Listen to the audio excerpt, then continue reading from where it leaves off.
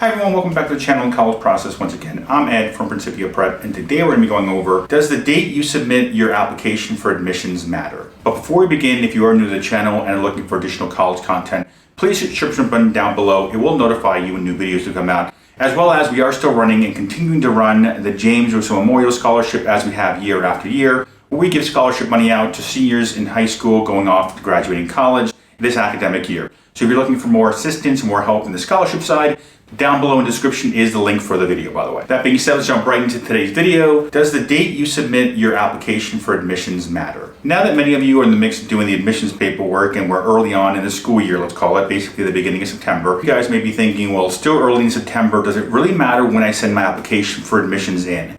Let's say you're looking to do either early action or early decision, which for many of you guys, you may or may not know. In the southern states, the early action deadlines typically start around October 15th. We're up here in the north, where typically a lot of schools have November 1st deadlines for early action and early decision, which in some cases are also November 15th for early action and early decision. Now, if you're new to this process and have no idea what I'm talking about, early decision basically means you apply early on in the school year of the student's senior year, and then you get notified typically around the middle of December. And if you get in through early decision 1, you have to go. Now, the benefit, as many of you guys out there already know, doing early decision 1 in many cases will increase your chances of getting into your higher, more difficult schools, anywhere from 10 to 50% increase in the likelihood of your student being accepted. Now, obviously, that application pool is also the most competitive with the most difficult students you're competing against for those limited spots. Now, all that being said, if you do restricted early action or early action itself, both of these things here are not binding. Restricted early action, not binding, you don't have to go, and regular early action, also not binding, you don't have to go. And now that we got kind of the gist out of the way and the foundations of how that works, let's talk about whether it matters how early on you send an application into the admissions office or not. And the way I look at it is very simple. The longer your student waits to send an application into admissions, whether you're doing early decision, whether you're doing a restricted early action or regular early action, the more competition is building up ahead of you. And the way to think about it is this. As you can see here from the list of schools that I have here, many schools out there nowadays, good, bad, or indifferent, are getting record numbers of applications. This is happening year after year after year after year. And you can see these schools here are some of the most application heavy schools. So they get the most applications out there every year. As you can see, these guys here are all in the 100,000 camp. And the way I look at it is this, and kind of a generalization I give every parent, every student I deal with or work with, is the same thing. Imagine you're dealing with one of these colleges or a similar college that's getting 100,000 applications. Just use a round number, 100,000 applications. And let's say the admissions office typically has, at most admissions offices, roughly around 10 admissions officers.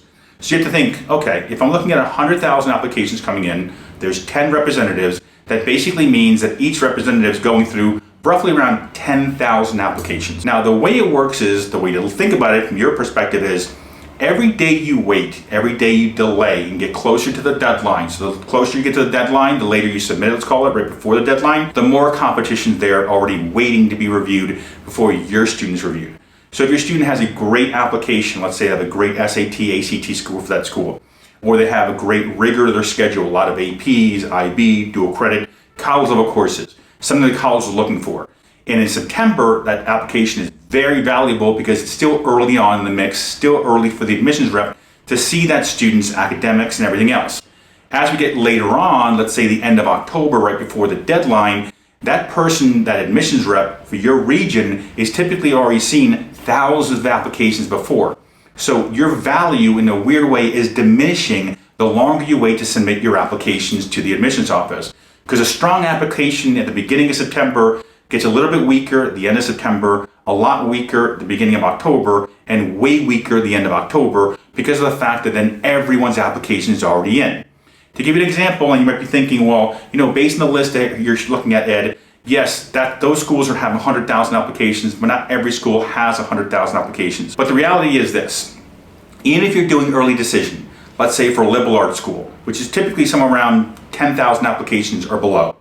The reality is that person still is going to review the other applications before they get to your application. So the more time you spend to send your application in, the more likely your application is losing value. So for me, if I have a student who over the summer already did the Common App, already completed the main essay, possibly even did the supplemental essay, and they're gung-ho and dead set on, this is my number one dream school, early decision, restricted early action, or early action for me, in this scenario, time-wise being the same, I'm looking at the earlier you can get it in, the better. Now, some people have the mindset, which I understand, that if you do early decision one, it doesn't really matter when you send it in because they're all being evaluated for, they're going to be going there. So they're more valuable in the eyes of admissions because they know if they say yes to you, your student's coming there, which I kind of understand. But I also look at it from this perspective. Let's say you have a strong student, as I mentioned before, strong SATs, strong ACTs, strong GPA, strong class rigor, nice resume, a lot of community service, volunteer work, leadership, all these different aspects that every college is looking for. But let's say the dream school they're looking at is a little bit out of reach for them, but their criteria, their resume still looks pretty strong. I would rather that student send an early decision application in the end of September, especially if everything is ready.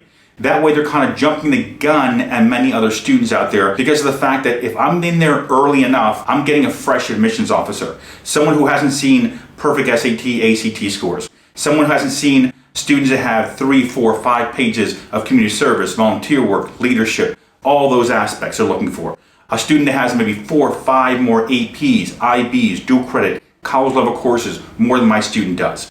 And also the other way of thinking about it is, another reason you want to send everything in early is because as applications are coming in, for all the categories obviously, for the early decisions 1 and 2, the early actions 1 and 2, the restricted early actions, the regulars, the rolling, the first choice, the whole gambit pretty much. So the way to look at it is, the longer you take, the more seats are being taken up. So it's kind of a game of musical chairs. And at the higher level schools, or if your student's looking at a reach school for them, academically speaking, then the longer you take, then yes, theoretically, you're actually manufacturing more competition for your student every day your student waits. If I have a student, by the way, who's already done, main essays done, supplemental essays is done, whether it's setting test scores in or not, that's already been figured out, and we know the dream school's out of the way, then I'm going to the college advising office at my high school, the guidance office at my high school, and asking when's the first date that we can submit to get everything out of the way so I can jump the gun in a sense and be one of the first applications they see. Because in 30 years of doing this, I can guarantee you that in my point of view, if a school is getting 100,000 applications, let's say for my region it's 10,000 applications to make the numbers easy. If they're getting 10,000 applications for one admissions rep, especially if it's a competitive school, which means they have a main essay for the Common App and a supplemental essay, which means that person's got to review 15, 20,000 essays throughout the process of September, October, November, maybe part of December. That's a lot of reading, a lot of stuff to go through, a lot of transcripts, recommendations, etc. I'd rather be application 1,500, 2,000, rather than being the application at the tail end at the 10,000 mark, because by that point in time, seats are already taken, I have a way more exhausted admissions officer and a very more picky admissions officer at that point in time, because we're running out of seats. So yes, good, bad, or indifferent, believe it or not, the date and time you send your application is very important. Now, if you have questions on this process, you're not sure what to do, I do provide assistance to families. So if you need assistance, I do help out with the admissions and financial aid process. As you can see on the screen right now, I have my contact information. If you like, you can contact me, either shoot me a text or email. Those are actually the two fastest way to reach me, by the way, is to text me or email me if you need assistance or have questions. You can also call, but obviously we're in the beginning of the academic year. I do get a little bit inundated now with doing high school presentations, helping out guidance offices, as well as helping out families and students throughout the process. So if you need to get a hold of me for whatever reason, just text me or email me, quickest way to reach me. Other than that, I'd like to thank everyone for watching today's video. Once again, my name is Ed from Principia Prep.